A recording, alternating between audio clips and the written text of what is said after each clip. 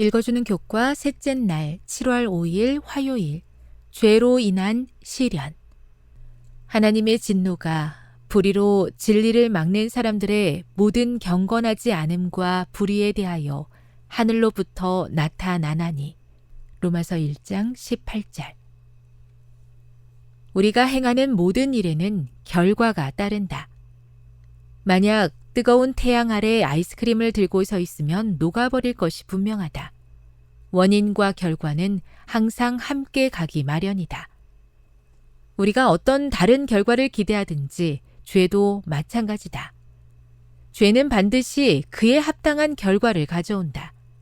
죄 지은 자들이 고통을 당하는 것은 하나님께서 하늘 보좌에서 어떤 벌을 어떻게 내려보낼까 궁리하고 계시기 때문이 아니라 죄 자체가 그에 합당한 결과를 가져오기 때문이다.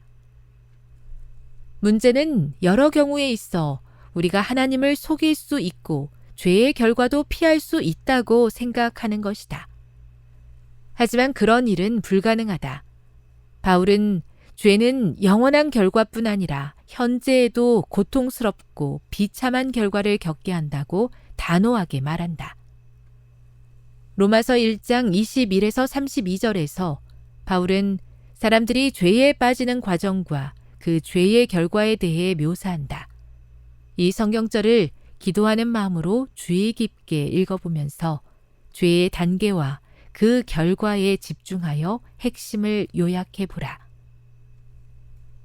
바울은 몇 절 앞에서 이 결과를 하나님의 진노라고 묘사했다.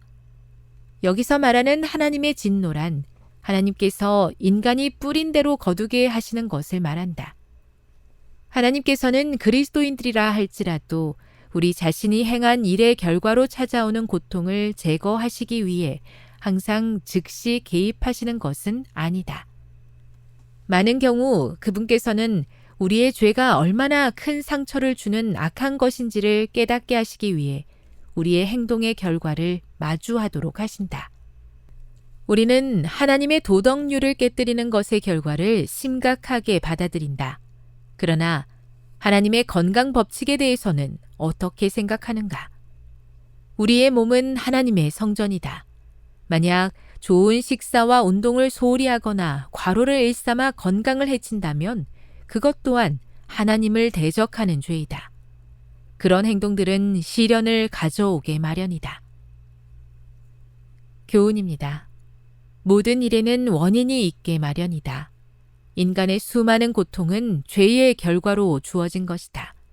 스스로 자초한 고통을 하나님의 탓으로 돌려서는 안 된다. 묵상. 우리가 십계명을 범하는 것만큼 심각하지 않게 생각하지만 우리 삶에 시련과 고통을 가져다주는 잘못된 습관들에는 무엇이 있을까요? 적용. 그대의 삶 속에서 그대가 지은 죄의 결과를 즉시 마주한 적이 있습니까? 어떤 교훈을 얻었습니까? 같은 경험을 반복하지 않기 위해 어떻게 달라져야 할까요? 영감의 교훈입니다. 고통의 원인을 곡해하게 만드는 사탄. 모든 고통은 하나님의 율법에 대한 범법에서 초래되는 것이 사실이지만 이 진리는 곡해되어 왔었다. 죄와 죄의 모든 결과의 장본인인 사탄은 사람들로 하여금 질병과 죽음은 죄 때문에 당하는 독단적인 형벌로서 하나님에게서 오는 것으로 생각하게 하였다.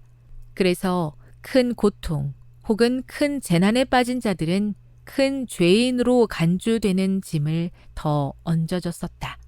시대의 소망 471. 제가 스스로 자초한 죄의 결과 앞에서 하나님을 원망한 적이 얼마나 많은지요. 하나님을 원망하기 전에 저 자신의 삶을 돌아보게 해주시고 혹시 잘못된 길로 가고 있다면 즉시 하나님의 인도하심에 순종하게 해 주시옵소서.